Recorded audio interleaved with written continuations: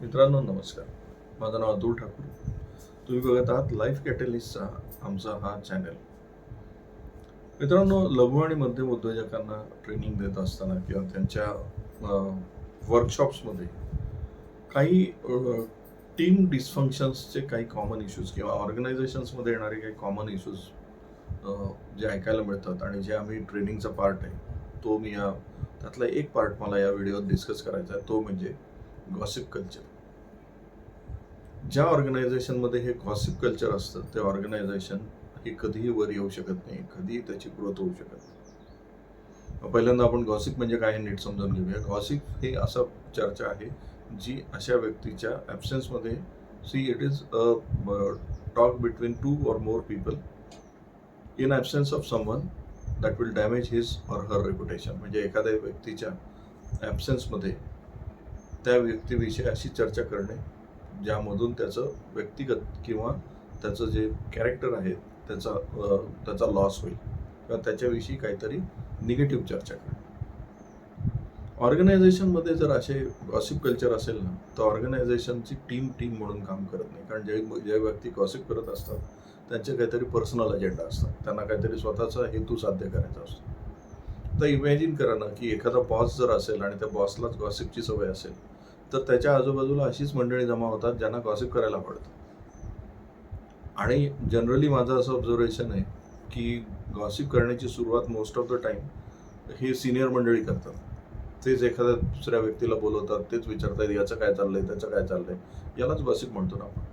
मग हळूहळू अशी मंडळी आजूबाजूला जमा व्हायला लागतात, जे काम नाही करत. फक्त जो शोलेमधला तो हरिराम नाही जो दाखवलेला आहे ना, जो फक्त गॉसिप करण्यामध्ये इंटरेस्ट असतो, चुगल्या लावण्यात इंटरेस्ट असतो, तेवढ्या तसेच लोक जमा व्हायला लागतात, जे सतत तुम्हाला इतरांविषयी माहिती द्यायला लागतात आणि तुम्हालाही बरं वाटतं, कारण तुम्हाला असं वाटतं सगळीकडे माझं लक्ष आहे यामध्ये.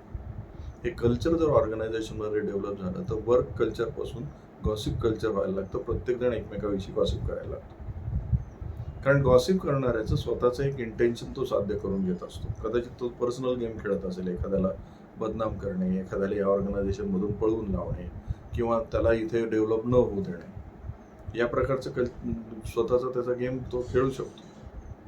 कारण गॉसिपमुळे सगळ्यात होणारा मोठा जो नुकसान आहे ऑर्गनायझेशनचं, ते म्हणजे तुमच्या टीममध्ये डिव्हिजन्स तयार व्हायला लागतात. ह्या डिव्हिजन्स प्रत्येक एक स्वतःचं गॉसिप फॉरवर्ड करत असते. म्हणजे हळूहळू तुमच्याकडे जेवढे लोक आहेत त्यांचे ग्रुप्स पडायला लागतील आणि प्रत्येक ग्रुपचा एक स्वतंत्र गॉसिप असेल आणि तुमचा वेळ प्रोडक्टिव्हिटीवरून यांच्यामधल्या गॉसिप्सला आणि यांचे इश्यूज सॉल्व्ह करण्यालाच जाईल. त्यामुळे तुम्हाला स्ट्रिक्टली नो गॉसिप कल्चर आणावं लागेल. कोणाच्याही ॲब्सेन्समध्ये कोणाविषयी बोललं जाणार नाही आणि बोलणं ऐकून घेतलं जाणार नाही, हे कल्चर निर्माण करावं लागेल.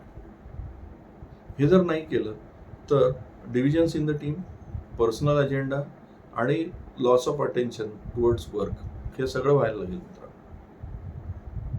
कारण एकदा हे कल्चर एखाद्या ऑर्गनायझेशनमध्ये सुरू झालं तर त्या ऑर्गनायझेशनचा परफॉर्मन्स ग्राफ खाली यायला लागतो. तिथे लोक खुशमस्करे जमा व्हायला लागतात, एकमेकाला फक्त तीच माहिती प्रोव्हाइड करणे जी त्याला आवडते.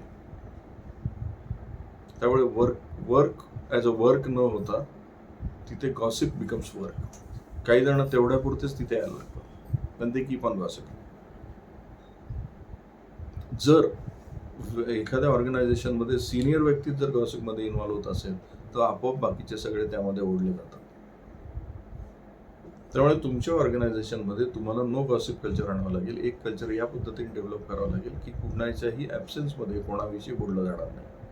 If you want to discuss something, yes, it has to be discussed in front of each other in a positive way. हे कल्चर तुम्हाला आणावं लागेल. फीडबॅक आणि गॉसिपमध्ये फरक आहे. बेसिकली याच्यामध्ये एक थिन लाईन आहे. जेव्हा एखादा मॅनेजर फीडबॅक घेतो तेव्हा तो गॉसिप नसतो, तो एक फीडबॅक असतो. पण त्याच्याविषयी काहीतरी अशी चर्चा करणे ज्यांनी त्याचं रेप्युटेशन डॅमेज करेल इज गॉसिप. या गोष्टीला प्रेझेंट व्हा आणि तुमच्याकडे नीट ऑब्झर्व करा. जर तुमच्या ऑर्गनायझेशनमध्ये तुमच्या आजूबाजूला if there is lot of gossip happening तर तुमचं प्रोडक्टिव्हिटी आपोआप मार खात जाणार आहे. त्यामुळे विचार करून बघा, गॉसिप जर तुमच्या प्रॉडक्टिव्हिटीला हॅम्पर करत असेल तर तुमच्या बिझनेसमध्ये इनपुट टू आउटपुट हा रेशो मॅच नाही होणार.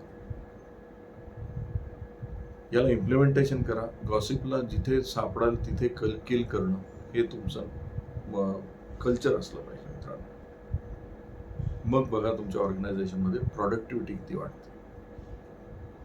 आज आपण इथेच थांबूया. या व्हिडिओमध्ये तुम्हाला जर मी मांडलेले विचार आवडले असतील तर याला लाईक करा, शेअर करा आणि या चॅनलला सबस्क्राईब करायला विसरू नका.